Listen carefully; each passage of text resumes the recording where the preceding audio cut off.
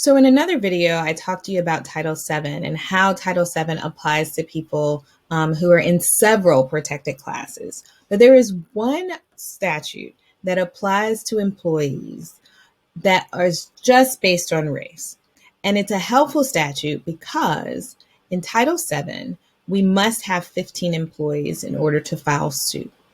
But for Section 1981, the statute that we're going to talk about today, we can have a lawsuit against a company if they discriminate on the basis of race.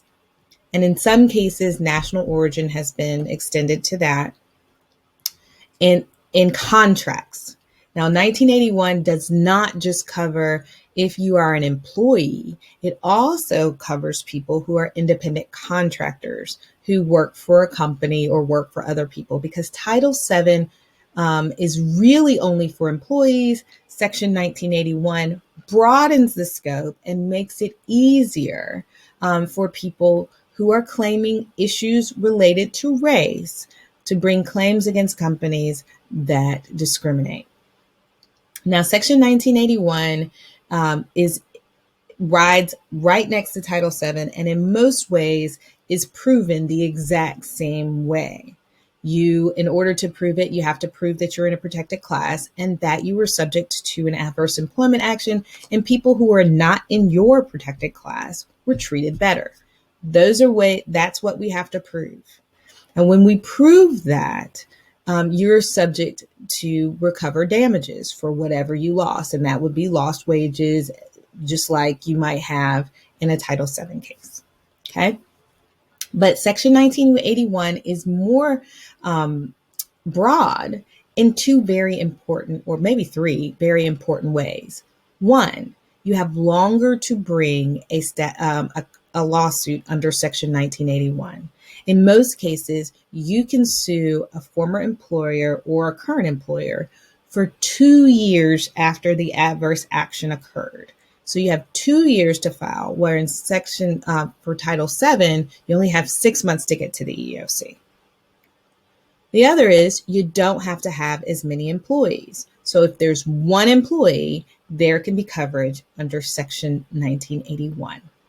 And the third really important difference between 1981 for race claims and Title VII is that you don't have to go to the EEOC before you file your lawsuit. So not only do you have a longer time to file your lawsuit under Section 1981, you also have the right to go straight to court with your lawsuit. Now, there can be reasons why you don't want to do that, because most of the time when you have a violation of Section 1981, you also have a violation of Title VII. And if the time has not run for you to go to the EEOC, it's almost always better for you to file your EEOC charge and then also file your lawsuit later. Now, the reason why we want to go to the EEOC when you have both the Section 1981 and a Title VII claim is because we get free information from the defendant or your former employer about what happened when we go to the EEOC. When we file a charge of discrimination, they send a copy of the charge to the employer. The employer sends back a response, and we get to see what the employer says before we file a lawsuit. And that's important because when we see that, we can figure out what the weaknesses and strengths are of your case. And that can help you determine whether you really want to file that lawsuit or what evidence you need to get in order to make your lawsuit stronger. So we love Section 1981 and we want to file those lawsuits, but we often also want to file our Title VII lawsuits as well. And there's actually a fourth really important reason why we like Section 1981, and that is because under Section 1981, there is no limitation on the damages that you can bring against your employer.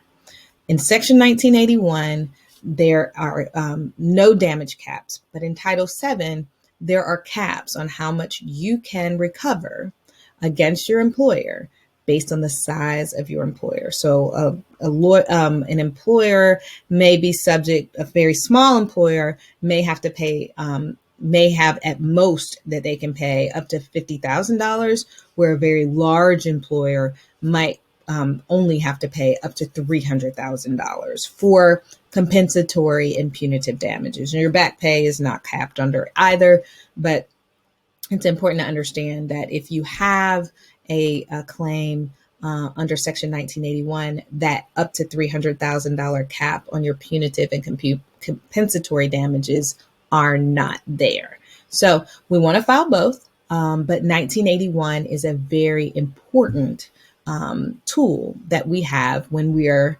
discussing race claims against employers. If you have any questions, you can always check out our website. There's information there about Section 1981, and feel free to look there or give us a call. The website is kyrafontenot.com.